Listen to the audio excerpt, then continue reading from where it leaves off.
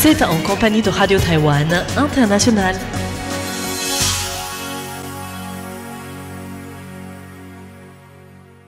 Bonjour à tous et bienvenue à l'écoute de Radio Taïwan International. C'est Mei Guang qui vous accueille à l'antenne pour vous présenter notre programme de ce mercredi 20 août. Dans un premier temps, le journal d'information qui vous sera présenté aujourd'hui par Tiffany Lee. Ensuite, je vais vous rejoindre à l'antenne pour vous parler de la visite récente d'un responsable de l'entreprise Anduril, une entreprise américaine de technologie de défense spécialisée dans les systèmes autonomes et les coopérations en matière de drones ont été annoncées. Ensuite, pour la partie de nos émissions thématiques, tout d'abord Taïwan dans toute sa diversité de Sasa qui rencontre aujourd'hui Dongyi Cacao, la marraine des légumes sauvages du groupe autochtone Amis. Et pour conclure, les auditeurs qui nous suivent également en ligne, l'heure des musées de Myriam-Hua est aussi à suivre. Une excellente écoute à tous en compagnie de RTI. Tout de suite, le journal d'information en compagnie de Tiffany Lee. Et voici les gros titres. La diplomatie taïwanaise salue la position de son homologue allemand à propos du détroit de Taïwan. L'Inde nie avoir affirmé que Taïwan faisait partie de la Chine populaire. Le Premier ministre révèle l'ambition du gouvernement dans le développement de l'IA et de l'automation. Xu Guoyong, nommé secrétaire général du Parti démocrate progressiste. Bonjour à toutes et à tous, bienvenue dans ce journal de l'information présenté par Tiffany Lee. Tout de suite, le développement des principales actualités de ce mercredi 20 août 2025.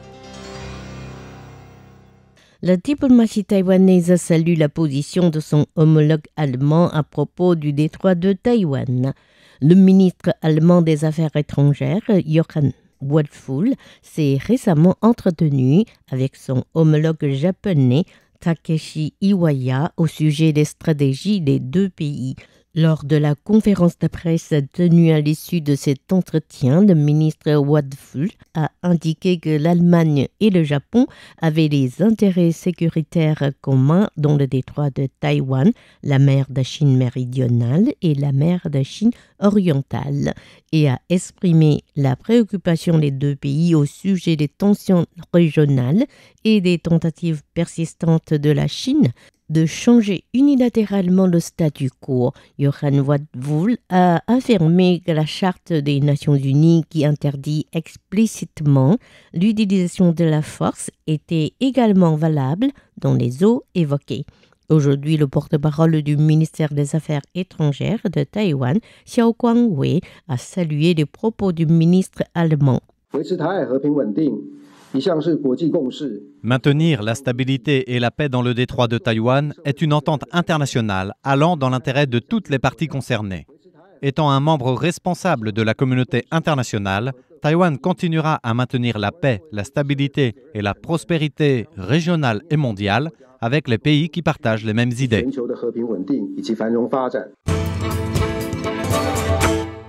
L'Inde nie avoir affirmé que Taïwan faisait partie de la Chine. Le ministre indien des Affaires étrangères, Subrahmanyam Jaishankar, a eu un entretien avec son homologue chinois Wang Yi le 18 août. Dans son compte-rendu de l'entretien, la diplomatie chinoise a révélé que le ministre indien avait prononcé durant la conversation que Taïwan fait partie de la Chine. Cette information a été niée par une source anonyme du gouvernement indien citée dans le quotidien indien Hindustan Times. Une autre source non identifiée a divulgué par ailleurs que Wang Yi avait demandé à l'Inde d'arrêter ses échanges avec Taïwan et que le ministre Jaishankar avait alors demandé pourquoi la Chine, qui continue à mener les échanges similaires avec Taïwan, voulait que l'Inde les interrompe. Cette même source a affirmé que la soi-disant citation du ministre indien était une information non fondée. Interrogé par l'agence de presse taïwanaise CNA, le porte-parole de la diplomatie indienne, Randir Jaiswal a déclaré que le gouvernement n'avait pas changé sa politique taïwanaise, ajoutant que l'Inde maintenait de bonnes relations avec Taïwan.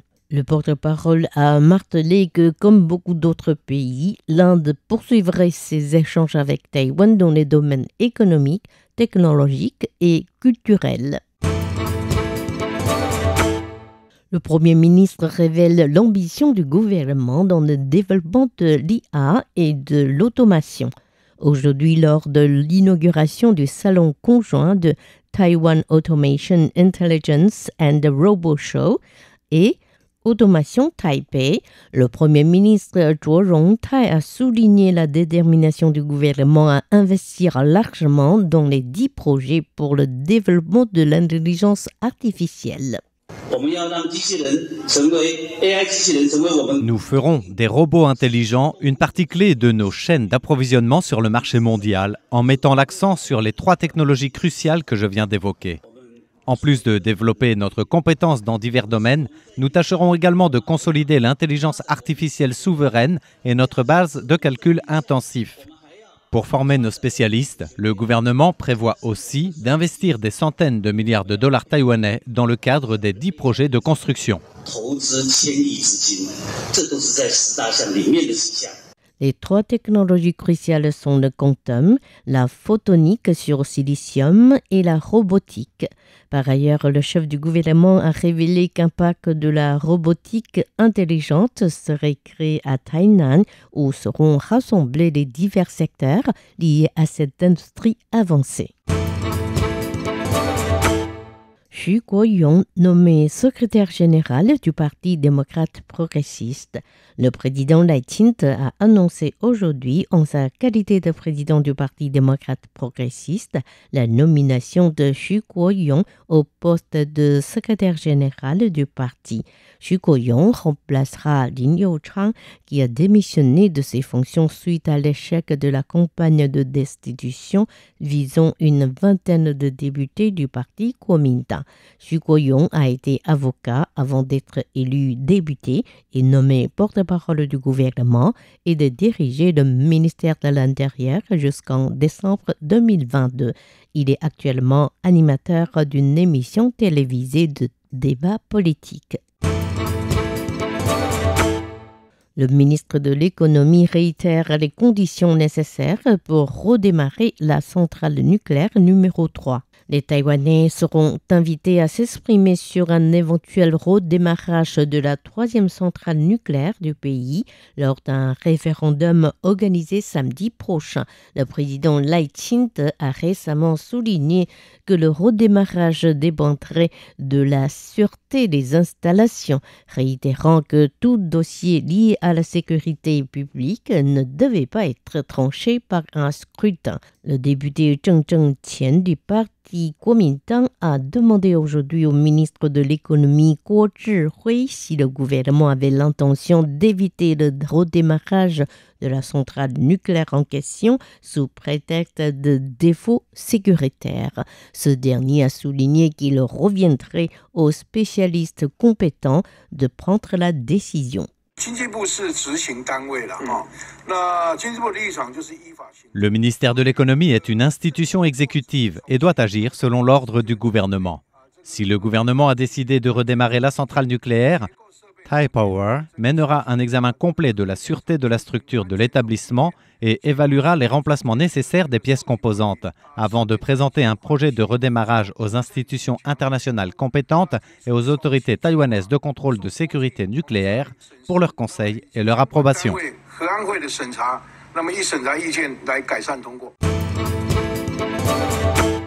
Le ministère de la Santé bloque massivement des sites consacrés aux cigarettes électroniques.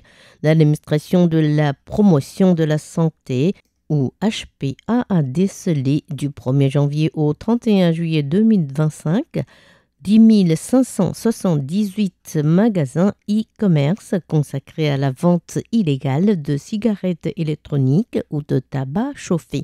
À la demande de l'administration, 10 056 de ces magasins, soit 96,9%, ont retiré leur publication. En outre, avec le soutien technique du Taiwan Network Information Center, l'administration a bloqué l'accès à 837 magasins, dont 34 magasins ont vu leur site suspendu. Selon les statistiques de l'administration, depuis l'amendement de la loi sur la lutte contre le tabagisme en mars 2023, visant à interdire les cigarettes électroniques, jusqu'au 31 juillet 2025, l'établissement a sanctionné au total 7 499 violations, dont 2 487 dossiers concernent les cigarettes électroniques et 5 012 dossiers liés au tabac chauffé. La somme totale des amendes s'élève à 600 millions de dollars taïwanais, soit 17 millions d'euros. Selon la loi, tout magasin qui propose des cigarettes électroniques ou du tabac chauffé encourt une amende de 25 millions de dollars taïwanais, soit 609 146 euros. Pour les particuliers, le montant maximal s'établit à 550 000 dollars taïwanais ou 15 600 euros. RTI et le Centre des valeurs européennes réalisent conjointement des podcasts. Radio Taïwan International et le European Values Center for Security Policy, ou EVC, ont signé lundi dernier un protocole d'entente visant à réaliser conjointement des émissions régulières en anglais sous forme de podcast. Ce programme intitulé Tropic of Answer sera notamment consacré aux discussions sur la chaîne d'approvisionnement propre, la crédibilité informatique, la sécurité alimentaire, la résilience démocratique ainsi que la démocratie des genres. Les émissions inviteront les chercheurs et les parlementaires de Taïwan et des pays d'Europe centrale et d'Europe de l'Est à partager leurs points de vue. Le projet prévoit de lancer la première série de 10 podcasts dès le 4e trimestre 2025. Le European Values Center for Security Policy est un groupe de réflexion en République tchèque fondé en 2005. Le directeur de son bureau à Taïwan, Martin Jerzewski, a souligné l'importance de la propagation des idées démocratiques et les espérances de démocratie dans un monde où se répandent le populisme, l'esprit de clocher et l'instabilité politique. À noter que le centre est le deuxième think tank européen a créé une antenne à Taïwan. Le directeur général de RTI, Zhang Ruichang, a quant à lui affirmé qu'avec sa longue expérience en matière de radiodiffusion internationale, RTI était un média idéal pour la transmission et le partage des visions pro-démocratie. C'était Tiffany qui vous a présenté le journal de ce mercredi 20 août 2025. Merci de votre fidélité et excellente suite de programmes sur RTI. À bientôt.